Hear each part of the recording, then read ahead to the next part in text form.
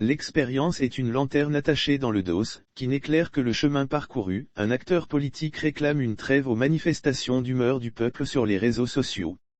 Cet accompagnateur stipendié de la dictature au Togo exige la trêve sans questionner l'origine du trouble. Sans blague.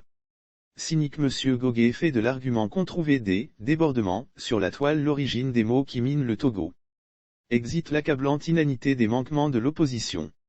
Il s'exonère à bon compte des questions essentielles. Le peuple ne fait-il pas simplement le bilan des 30 années de désastre que les leaders de l'opposition n'ont jamais voulu conduire? Ne pointe-t-il pas justement la responsabilité des hommes qui ont fait profession de le représenter et qui ne lui ont apporté que trahison, ruine et désolation? Ce peuple fatigué de discours politiques lénifiants souhaite juste donner congé à leurs auteurs afin qu'un autre soleil se lève sur sa destinée de nation. Il s'agit d'une manifestation normale de ceux à qui vous devez des comptes. Le peuple n'est en rien responsable du délitement de la lutte contre la dictature. Le responsable est l'opposition castratrice qui par ses reculades et sa proverbiale compromission a ouvert le champ à l'ignominie d'une gouvernance sanguinaire. Le tribunal de l'histoire saura s'en rappeler. Le peuple vous accorde volontiers la retraite Monsieur Goguet, jamais la trêve. Somme toute, la trêve n'est que l'épilogue de la forfaiture que Monsieur Goguet a contribué activement à commettre contre le peuple le 20 février 2020. J'avais tracé le cheminement habituel de l'imposture électoraliste et mis au jour les étapes qui conduisent l'opposition togolaise à avaliser le crime et à proposer au peuple spolié de tourner la page. Le 15 décembre 2020 Révolution togolaise / le tour de garde, la mort vous va si bien, j'écrivais ces lignes, la valse des légitimateurs a bien recommencé. La prise d'assaut d'un certain espace médiatique complaisant et complice est en cours. Chacun y va de son indigeste logorée politique. Point de surprise pour l'observateur avisé. C'est la suite logique des élections frauduleuses dont le régime a le secret. Encore et toujours, il s'agit d'organiser un hold-up électoral avec des accompagnateurs stipendiés dont la mission est de légitimer le viol de la volonté souveraine du peuple. L'élection du 22 février 2020 n'échappe pas à la règle.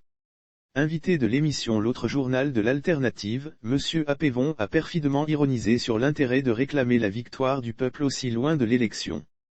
Monsieur Goguet ne dit pas autre chose. Monsieur Fabre parachèvera avec une hargne mal contenue l'entreprise de démolition de la DMK lors de ses vux de la Saint-Sylvestre. Ces personnages nous disent in fine qu'il faut non seulement normaliser le crime électoral, mais encore oublier leur rôle de complice. Aussi entonne-t-il en chure l'habituelle antienne de l'union de l'opposition, avec les élections régionales en ligne de mire, sans jamais évoquer les ruines encore fumantes du dernier hold-up électoral qualifié par Monsieur Apévon de « bizarrerie ». Autant dire que ces pseudo-posants nous invitent à une nouvelle valse des cocus. Une galéjade?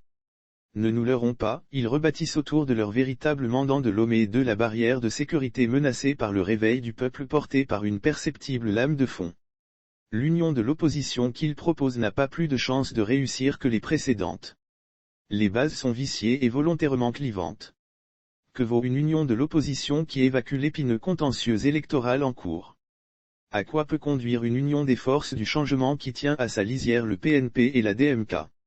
Une union de chevaux légers électoraux alliés à une société civile inféodée ne peut être qu'un écran de fumée destiné une fois encore à égarer le peuple. Au demeurant, ces acteurs politiques du passif savent qu'on ne peut résoudre un problème avec ceux qui l'ont créé. Ils n'ont aucun intérêt à venir au secours du peuple. Ils vivent de la dictature qu'ils servent avec zèle contre des ressources de sang, gagnées, sur le dos du contribuable. Cette engeance n'est qu'une fabrication de la France-Afrique pour soutenir le pillage du peuple. Fossoyeurs sans scrupules, ils attendent leur tour de passer sur le trône du contremaître en soignant la rondeur de leur ventre et l'épaisseur de leur porte-monnaie. Tant qu'ils sont dans les bonnes grâces de Paris, tout va bien. C'est sur cette appartenance qu'il faut porter le regard et les coups du peuple. Leur mission, c'est trahir le peuple au profit de Paris. Depuis le discours de la Baule, c'est le rôle assigné aux oppositions factices des pays du pré-carré dans le cadre conceptuel d'un multipartisme pléthorique pour une démocratie factice. L'objectif étant de fragmenter les pays africains pour la domination et le pillage. Les peuples subjugués par la nouveauté n'ont pas vu le piège. Les leaders se sont multipliés à la tête de partis non viables, sans contenu idéologique, sans assise populaire, sans base électorale et presque toujours sans moyens. Le maître mot devient l'alternance, de préférence avec l'appui de la France. L'alternative à une politique de maître à esclave n'est même pas envisagée. Vous chercherez en vain un parti politique qui a fait de la rupture des accords coloniaux l'idéologie de conquête du pouvoir. De même trouve-t-on rarement des regroupements qui bâtissent leur croissance sur la formation politique des militants. Il s'agit là pourtant d'une fonction essentielle des partis politiques.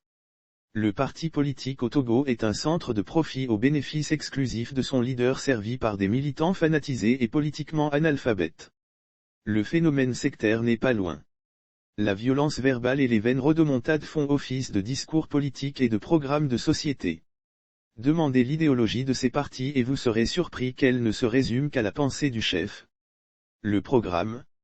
Vacuité et inconsistance. Pas un mot sur la monnaie, les bases militaires, les accords et contrats léonins qui asservissent le peuple. Le gourou cherche-t-il à conquérir le pouvoir et à l'exercer? Il est permis d'en douter. Une cogestion occulte basée sur la cooptation est préférée à une réelle démocratie électorale. Le deal consiste à faire écran à toute opposition sérieuse contre de substantiels revenus. L'esbrouf, la compromission et le culte de la personnalité sont portés au pinacle de l'expression politique. Le peuple, las de se faire berner, sait qu'il ne doit plus confier sa destinée à des hommes politiques aussi médiocres. Il attend le discours de vérité qui lui parlera de lui et de sa liberté. Il a prouvé son goût inextinguible de la liberté et a fait si souvent l'amère expérience de la trahison de leaders défaillants. Les rares, de l'étoffe de Sylvanus Olympio, sont étouffés par la dictature avec le concours de l'opposition participationniste. On feint de s'étonner de la léthargie du peuple qu'on a délibérément renoncé à former politiquement. Abreuvé de la part la plus débilitante des réseaux sociaux, le peuple observe, impavide, les voix qui s'élèvent pour porter sa souffrance et défendre son honneur s'éteindre dans des geôles assassines. À présent, ce peuple sait bien discerner les vraies étoiles dans l'obscurité de sa souffrance. Il attend l'heure d'une union réelle pour son affranchissement sous la forme d'un sommet tripartite entre la DMK, le PNP et le CAR. L'union mornée des lampions et des loupiotes autour de l'ANC n'a pour seul horizon que la conquête pour elle-même de strapontins de sénateurs. L'heure n'est plus aux sordides contes d'apothicaires véreux.